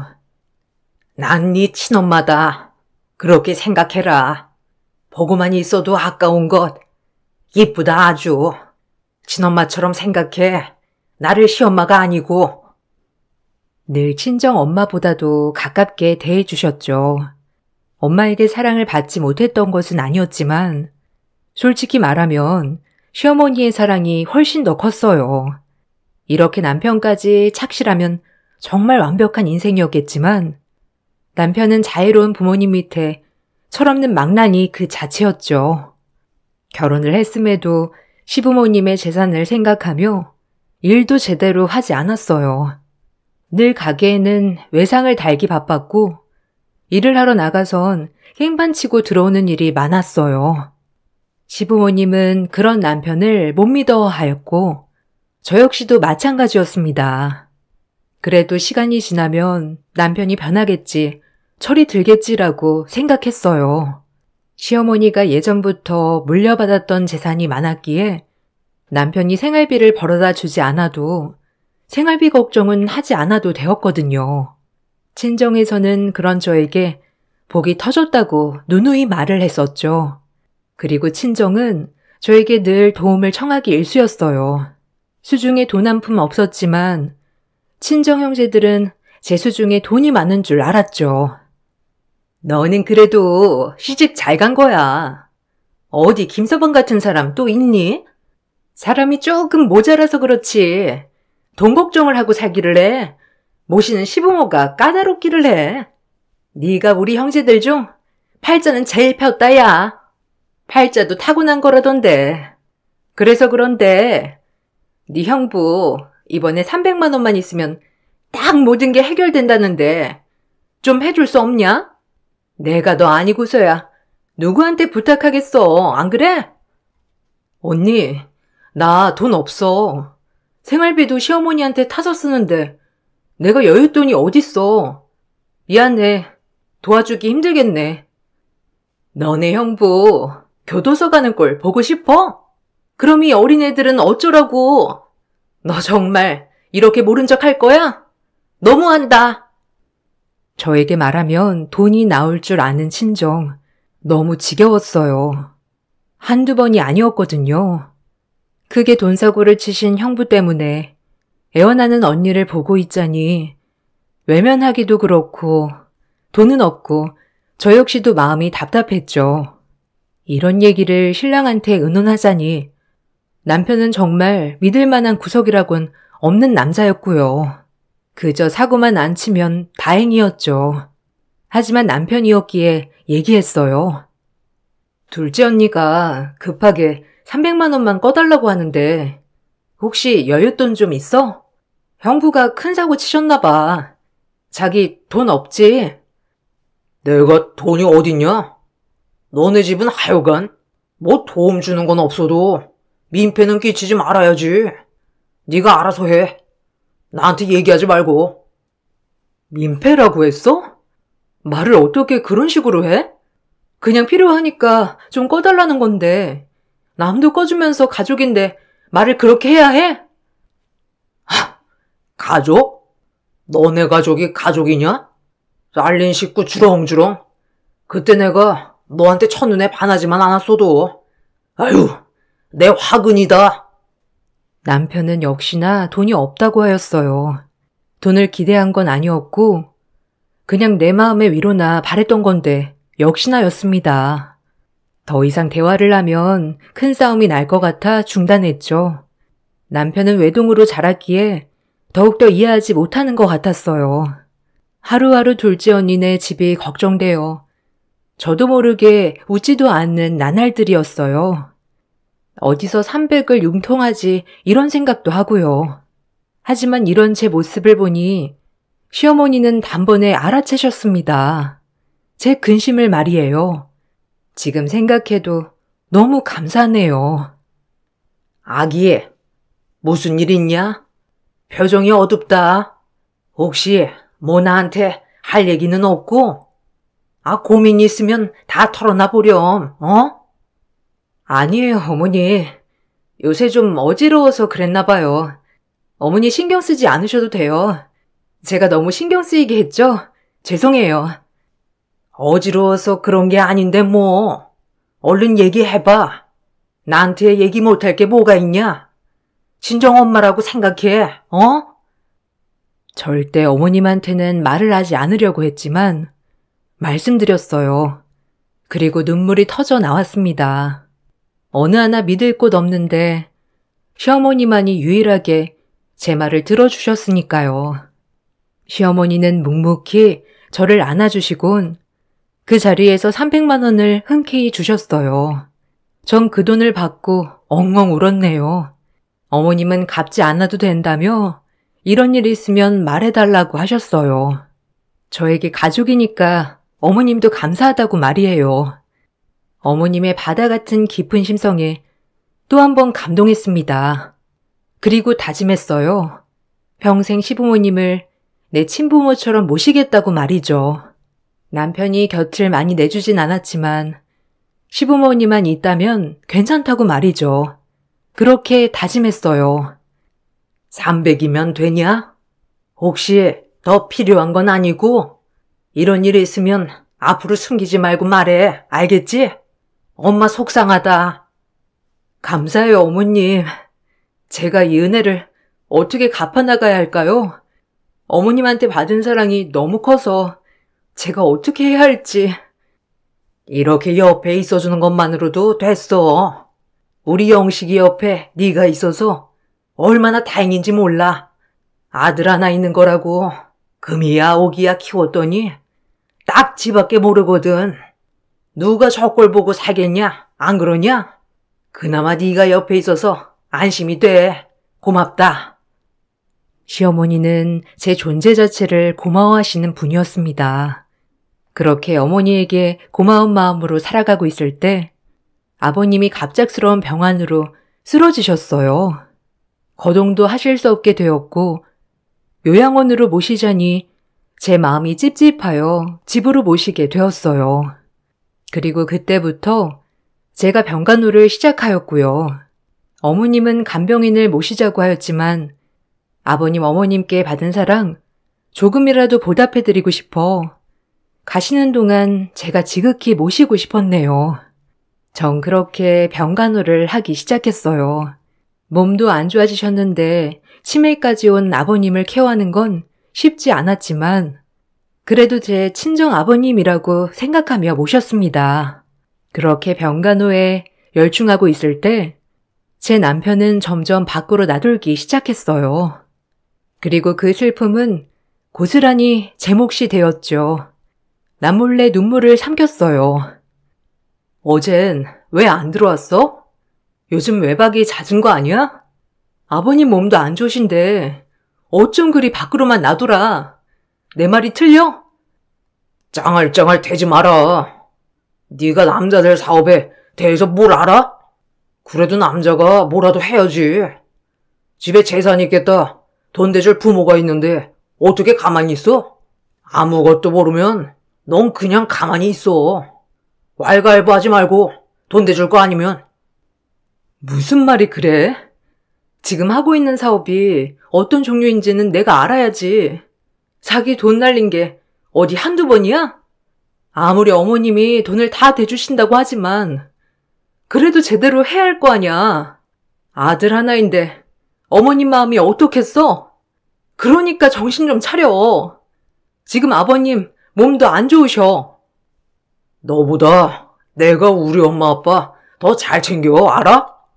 그래봤자 네가 며느리지 뭐 별거 있냐? 넌 남이야. 그냥 집에서 아버지나 잘 모셔. 내가 미쳤지. 당신 같은 남자 뭐 볼 거 있다고 결혼을 하다니. 어머님 아버님 아니었으면 넌 진짜 바로 이혼감이야. 알아? 남편은 제가 저렇게 말을 해도 늘 무시하였죠. 항상 바깥 생활을 중시하던 남편이었기에 아버님이 아프셔도 신경 쓰지 않았어요. 그런 저는 남편이 밖으로 돌았지만 아버님을 모셨어요. 그런 저에게 어머님은 정말 미안해하셨지만 그동안 주신 사랑이 너무 컸기에 당연한 도리라고 생각했고요. 그렇게 아버님의 대소변까지 받아내며 병간호를 했습니다. 그리고 아버님은 제 손에서 눈을 감으셨죠. 친정 아버지가 돌아가신 것만큼 슬펐어요. 그리고 어머님은 저에게 또 한 번 고마워하셨고요. 고맙다, 애미야. 네가 잘 모셔준 덕분에 네 아버지 집에서 편하게 쉬다 돌아가셨어. 요양원에 있었으면 그 차가운 데서 가족들도 다 못 보고 돌아가셨을 텐데 돌아가신 순간까지 네가 옆에 있어줘서 얼마나 든든한지 고맙다 정말. 아니에요 어머님. 제가 할 도리를 한걸요. 이제 어머님도 제가 잘 모실게요. 그러니까 걱정 마세요 어머님. 어머님은 저에게 고맙다고 하였고 저 역시도 마찬가지로 어머님께 늘 고마운 마음이었습니다.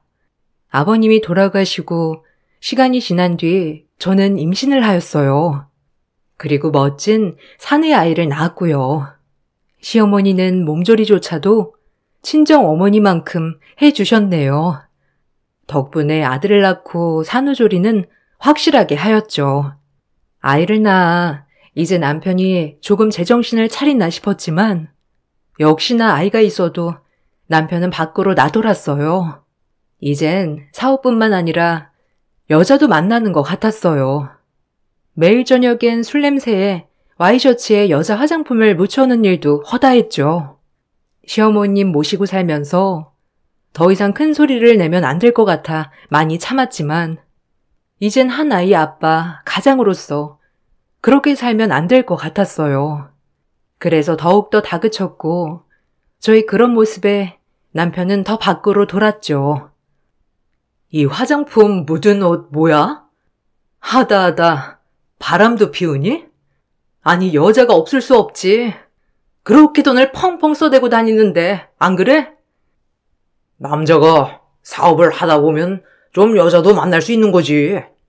집에서 노는 네가 뭘 알아? 네가 뭐 아는 게 있냐? 뭐? 지금 당신이 잘했다는 거야? 우리 이제 민철이도 있잖아.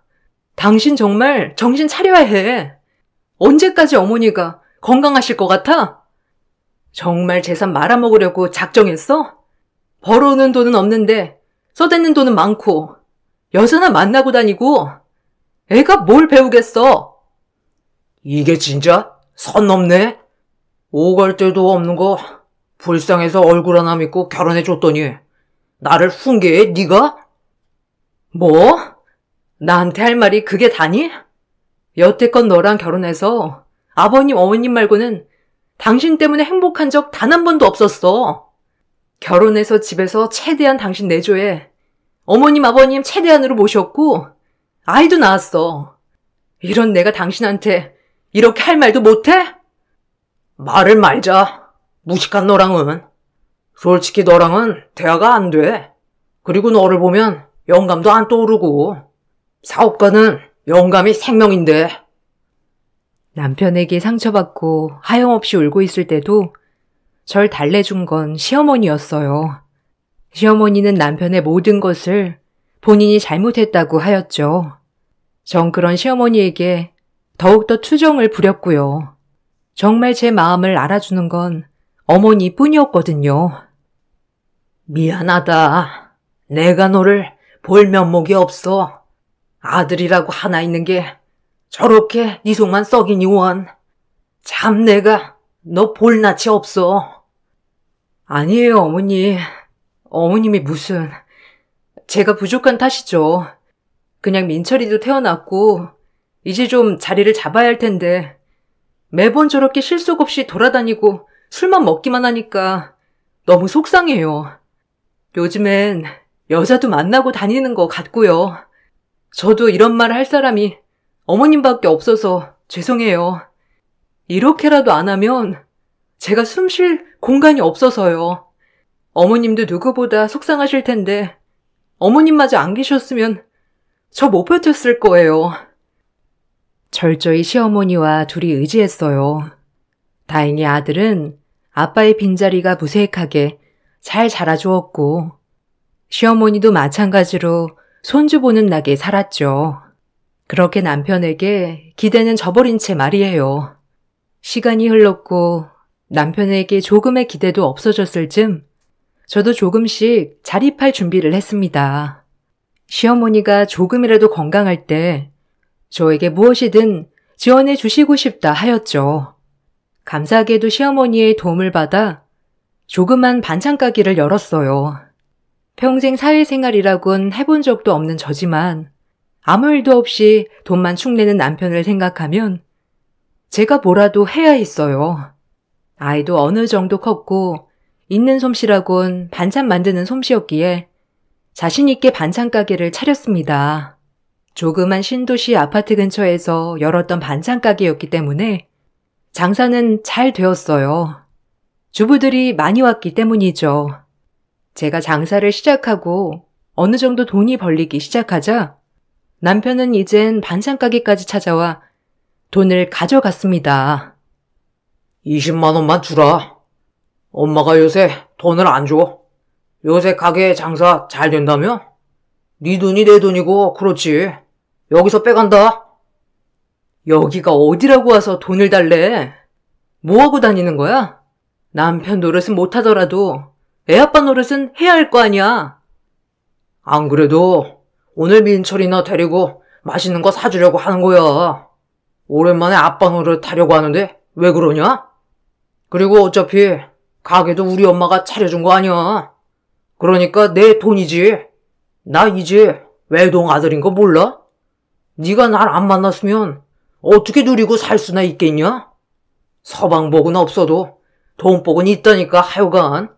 우리 엄마도 하여간 아들 뭐 하나 차려줄 생각은 안 하고 완전 남의 며느리한테 가게 하나 떡 차려주고 말이야. 네가 생각해도 너무 심하지 않아? 우리 엄마지만 성격 하여간 유벌나. 어머님이 오죽하면 그러시겠어? 민철이랑 밥 먹는다고 하니까 주는 거야. 20만 원 여기. 밥 먹고 영수증 가져와. 당신 못 믿는 거 알지? 그리고 오랜만에 어머님도 모시고 가고. 어머님 은근 당차 보이셔도 이젠 많이 늙으셨어. 알아?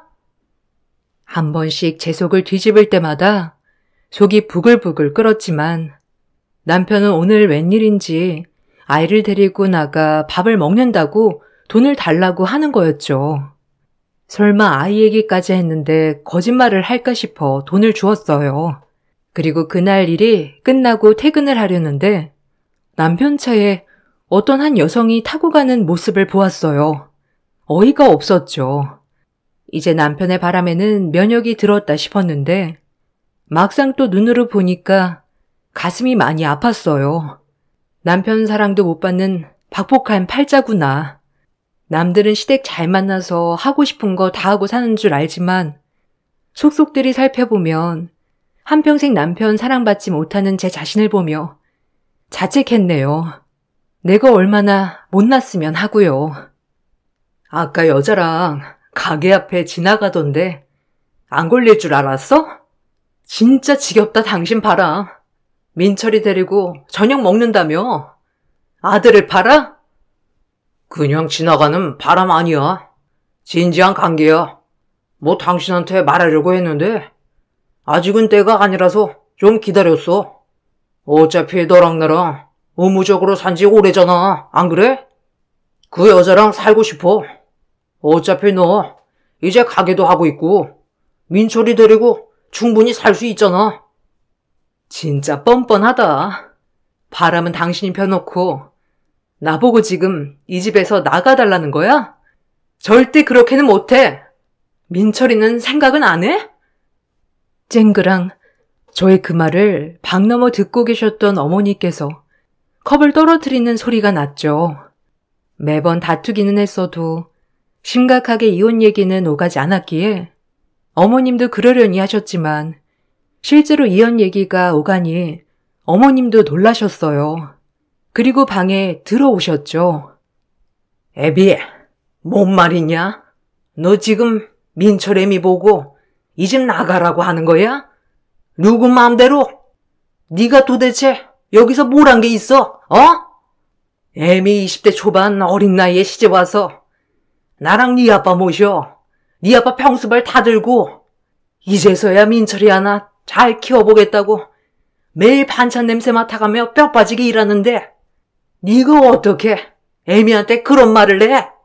내 배로 나왔지만 네가 사람이냐? 엄마, 아들은 좋아요. 그만하세요. 이제 아들도 행복하게 살고 싶다고요. 아들이 행복이 중요하지 않아요, 엄마? 뭐? 행복? 말이면 단 줄 알아? 그동안 하고 싶은 거 다 하고 살았잖아. 아니야? 근데 이제 와서 나보고 이 집을 나가달라고? 내 눈에 흙이 들어와도 안 된다. 이혼은 정신 차려, 이 녀석아. 언제쯤 정신 차릴래? 이제 이 아빠 돼가지고, 아유. 어머님은 충격을 받으셨는지 그 자리에서 쓰러지셨어요. 남편과 저는 놀란 나머지 얼른 어머님을 모시고 병원으로 향했죠. 병원에서는 어머님 연세도 있고 하셔서 충격받아 쓰러지신 거라고 했어요. 어머님을 퇴원시켜 집으로 모신 뒤 이렇게 쓰러지게 한 게 제 잘못인 것 같아 하염없이 후회만 밀려왔습니다.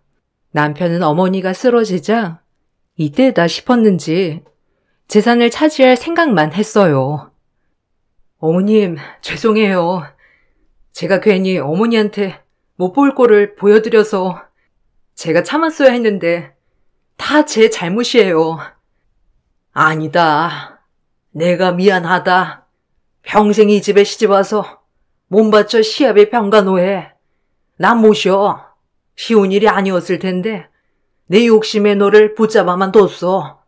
평생 철없는 남편이랑 사느라 속상했지?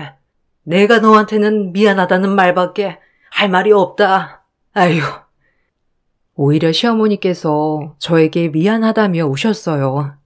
그리고 그렇게 어머님이 몸져 누운 시간이 길어질수록 남편은 점점 더 정신을 못 차렸습니다. 이젠 집에 그 상간녀도 들이기 시작했어요. 인근의 말에 들리기로는 민철 아빠가 요새 어느 외간 여자랑 그렇게 쏘다니고 건물도 보러 다니고 펜트하우스도 보러 다니는 둥 아주 신이 났다는 거였어요. 정말 인간 같지도 않았네요. 자기 엄마는 지금 몸져 누워있는데 연애에 사치에 하고 싶은 것을 다 하고 다니다뇨. 정말 괘씸했습니다. 평생 나에게 행복이란 걸 안겨주지도 않은 인간 같지도 않은 인간을 어찌해야 할까 고민만 하였죠. 하지만 아이에게 혼란을 가중시키고 싶지 않았기에 지금은 참았습니다. 하지만 남편은 제가 참는 거와는 무색하게 점점 도를 넘더군요. 대놓고 저에게 나가라는 뉘앙스를 풍기며 말이죠. 엄마 저렇게 됐는데 내가 너랑 살 이유가 있겠냐? 너 하나 끔찍이 여기시는 엄마인데 이제 엄마 돌아가시면 난 너랑 살 이유 없어. 알아? 엄마도 이제 곧 돌아가실 거고 너 살 길 알아서 나가 찾아. 설마 우리 집 재산 다 많은 건 아니지? 미친놈. 네가 인간이니? 너네 엄마 저렇게 몸져 누워있는 모습을 보고도 그렇게 돌아다니고 싶어? 그러고도 네가 민철이 아빠야? 민철이 핑계 좀 대지 마. 그 핑계 대서 어쨌든 이 집에서 한 자리 차지해보고 싶은 거 아니었어? 너 그거 하나 때문에 버틴 거잖아. 뭐 눈엔 뭐만 보인다더니 내가 너랑 똑같은 놈으로 보이니? 이 인간 말종아? 어머님만 아니면 너 내가 진짜 가만 안 뒀어. 남편과 대화를 하고 나면 제 마음은 칼날이 비수가 되어 꽂히는 것만 같았어요.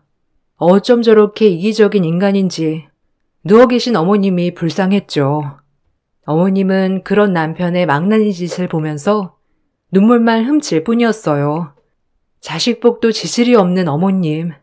그리고 남편은 어머님이 슬퍼하시든지 말든지 그 상간녀와 붙어 다니면서 같이 살 집을 알아보았죠. 한순간에 불장난인 줄 알았던 그 바람이 우리 집의 대혼란을 야기할 줄 누가 알았겠어요. 정말 뻔뻔한 사람이었어요. 어머님은 모든 걸 아시고 더 이상 말씀도 없으셨습니다. 본인의 몸이 너무 노쇠해진 탓인지 예전의 기량도 안 나오셨거든요. 어머님이 참으로 안타까웠죠. 이혼도장 찍으라니까. 어차피 엄마 곧이야 이제.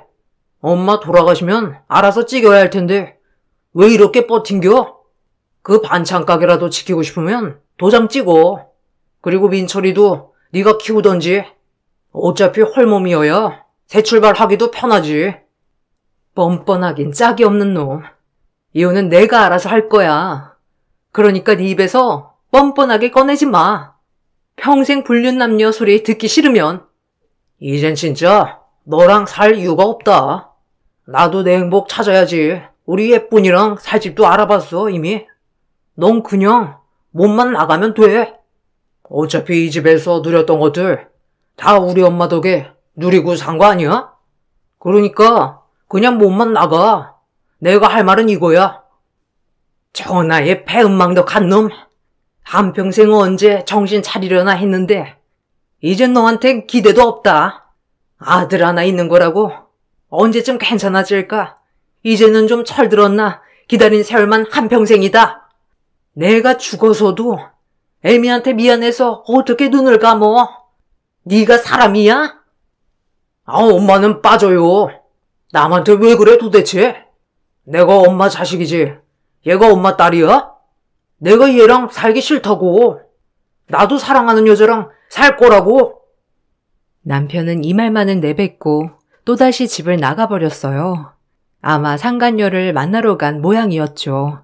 그리고 어머니는 무슨 결심을 해 보이는 것 같았어요. 전 계속 반찬 가게를 나가며 어머님의 병간호를 병행했죠. 그로부터 얼마 후 어머님이 모든 친척분들을 모아놓고 중대한 발표를 하신다고 하셨죠. 저와 제 아들 그리고 남편까지 꼭 이 자리에 참석하라며 신신당부를 하였어요. 전 일을 끝내고 얼른 집으로 향했습니다. 그곳엔 남편과 상간녀도 와 있었고요. 기가 막혔네요. 이제 모든 친척들 앞에서 이 여자가 본인의 여자인 것처럼 공표하려고 데리고 온 모양이었어요. 어머님 그 모습을 보고 아무 말씀도 안 하셨죠. 어머, 아직도 안 나가셨어요? 우리 오빠가 말했다고 하던데. 이제 주인은 나라고. 저 오빠랑 같이 살 집도 알아봤어요. 얘기 들으셨죠, 형님? 어마어마한 펜트하우스예요. 형님, 그동안 고마웠어요. 이제 뭐 일선에서 물러나라고 해야 하나? 뭐? 형님? 뻔뻔하기 짝이 없는 년 같으니라고. 그러니까 유부남 꼬셔 죄책감도 없이 여기까지 따라왔겠지. 안 그래? 끼리끼리라고. 김영식이랑 너 아주 잘 어울려. 한 쌍의 원앙 같았고. 언젠가 다 돌려받을 거야. 알아? 남의 눈에 눈물 내고 잘 사나 보자고. 친척들은 웅성웅성 그 상간녀와 남편 그리고 저를 보고 쑥덕거렸습니다. 아주 정말 별 광경이었죠. 전 혹여나 아들이 상처받을까 아들을 방으로 올려보낸 뒤 그 자리에 앉았어요. 그리고 어머님은 입을 떼셨죠. 그 이야기는 아주 놀라울 만한 이야기였네요. 내가 생각을 해봤어. 그동안 내가 어떻게 살아왔는지 여기 있는 모든 사람은 다 알 거예요. 이제 내 생이 얼마 남지 않은 것 같아 죽기 전에 유언을 좀 하려고 합니다. 내가 죽고 유언장만 남길 수도 있었으나 꼭 맨정신에 살아생전에 하고 싶었어요. 어머님, 무슨 그런 말씀을 하세요. 유언이라뇨. 그리고 아직 살 날이 많으신데 그런 말씀 마세요. 아셨어요? 넌 조용히 해. 이 집에서 네가 무슨 할 말이 있다고? 그래 엄마. 이왕 물려주기로 한 거 있으면 빨리빨리 물려줘요. 어차피 줄 거 지금 주면 좋잖아. 안 그래요? 이제서야 우리 엄마가 내 말뜻을 잘 알아들으셨네. 고마워요 엄마. 내가 이제 잘 모실게. 시어머니의 말이 떨어지기도 전에 넙죽 감사하다는 남편을 보며 착잡했습니다. 언젠가 이혼은 해야겠지만 정말 때가 다 된 것 같았거든요. 하나밖에 없는 아들, 이제라도 사랑하는 여자랑 같이 살게 하려고 하시나 보다 했어요. 어머님이 어떤 말씀을 하시던지 그냥 저는 받아들일 준비를 했습니다. 전 어머님의 사랑을 평생 받았으니 그걸로 되었다 싶었죠. 어머님이 무슨 말을 하더라도 겸허히 받아들일 준비를 하였어요. 그것이 어머님 마음을 편하게 할 수 있다면요. 넌 내가 빨리 죽기를 바라는구나. 아들 하나 있는 거라고 이렇게밖에 못 키운 다 내 불찰이다. 그저 오냐 오냐. 언젠간 철들겠지. 조금은 나아지겠지 한 게 벌써 51년이니. 다 내 죄가 커서 그렇다. 애미야, 미안했다. 그리고 내가 할 말은 건물 땅 할 거 없이 모든 현금 재산 70억을 우리 민철이랑 애미한테 물려줄 거다. 그리고 너랑 저 환양녀는 당장 나가. 이제 내 아들 아니야. 여기 있는 모든 사람들 다 들으세요. 김영식은 이제 내 아들 아닙니다. 오로지 내 자식은 며느리 이순이와 김민철이에요. 모든 재산은 민철이랑 애미한테로 갈 거고요. 이미 변호사 통해 공증을 다 받아놓은 상태예요. 그러니까 모두들 그렇게 알고 계세요. 시어머니의 말이 떨어지기 무섭게 친척들은 웅성웅성 난리가 났죠. 저조차도 어안이 벙벙했습니다. 남편에겐 한 푼도 물려주지 않는다고 말이에요. 그 말이 끝나기가 무섭게 상간녀는 남편에게 소리를 질러댔죠. 정말 우악스럽기 짝이 없었어요. 이게 뭔 소리야? 오빠, 재상상속 다 오빠가 받는 거 아니었어? 내가 못 살아 정말. 그럼 땡전 한 푼 없는 그지였잖아. 그 말이 끝나고 남편의 뺨을 날리는 상간녀. 보고 있는데 어찌나 우습고 속이 시원하던지 악역들의 말로였죠. 남편은 길길이 날뛰기 시작했고 시어머니는 정말 눈 하나 깜짝하지 않았어요. 그리고 제 눈엔 감사의 눈물이 흘렀습니다. 아무것도 없는 며느리 예쁜 사랑으로 받아주시고 한평생 아들보다도 저를 더 위해주셨던 어머니. 정말 뭐라 말을 할 수가 없었습니다. 엄마, 제정신이야? 노막 난 거 아니야? 아니 이거 정신감정 받아봐야 하는 거 아니냐고? 어떻게 생판남한테 재산을 줘? 난 속았어. 오빠한테 완전히 속았다고. 내 인생 책임져. 다음 달에 결혼할 거라고 다 말해놨는데 거지랑 어떻게 결혼을 해? 닥쳐라. 너 이제 내 자식도 아니야. 내가 죽든지 말든지 아주 내 재산 탕진할 생각이나 하고 다니고 그게 내 자식이라고 할 수 있어? 한평생 민철 어미한테 봉양받고 살았다. 네 아비 마지막 하는 순간까지도 민철 애미가 걷었어, 알아? 이 은혜도 모르는 놈, 나가 이제! 시어머니의 말에 남편은 집을 나갔습니다. 그리고 시어머니는 남편이 나가는 문을 한참 쳐다보다 저를 꼭 안아주셨네요. 네가 내 딸로 태어났어야 하는데 그래도 이렇게 꼭 옆에 있어줘서 고맙다 아가야. 내가 해줄 건 이런 거밖에 없어. 아들 교육 잘못 시켜 평생을 마음 아파 지냈지? 내가 하느라고 했는데 혹시나 네 마음에 상처되지 않았을까 늘 걱정했다. 항상 고맙고 미안하다 애미야. 그리고 우리 민철이 예쁘게 키워줘서 너무 고마워. 어머니의 사랑을 제일 받은 건 저예요. 제가 더 감사하죠, 어머니. 전 어머니 못 만났으면 이렇게 살지도 못했을 거예요. 그렇게 어머니와 뜨거운 포옹을 끝내고 전 다시 반찬 가게와 어머니의 병수발을 하며 지냈어요. 그리고 얼마 가지 않아 시어머니는 돌아가셨습니다. 역시나 제가 임종을 맞이했네요.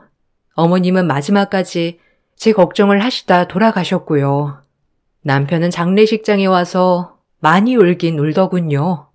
어머니가 돌아가시고 전 바로 남편에게 이혼 소송을 걸었습니다. 남편은 재산 때문에 절대 이혼을 못하겠다고 길길이 날뛰었지만 더 이상은 부부로 살고 싶지 않았기 때문이죠. 100% 남편 쪽 가실로 이혼을 하게 되었고 남편은 그야말로 닥쳤던 개가 되었네요. 모든 재산을 한 푼도 물려받지 못한 채 친척 집을 전전한다고 말이죠. 하나 있는 아들도 평생 엄마 고생시킨 사람 보고 싶지 않다고 하고요. 그래도 애아빠이기도 하고 돌아가신 어머님을 생각해 작은 집 하나는 마련해 주었어요. 그리고 완전 인연을 끊었습니다. 전 하고 있던 반찬 가게가 더 잘 돼서 지금 3호점까지 오픈을 한 상태예요. 한평생 남편 사랑 받지 못하고 살았지만 평생을 시부모님 사랑에 행복했다고 생각해요. 그리고 지금은 제 일을 하며 자존감도 많이 회복한 상태이고요. 이 글을 쓰다 보니 돌아가신 어머님이 더욱더 그립네요. 이만 마치겠습니다. 긴 글 읽어주셔서 감사합니다.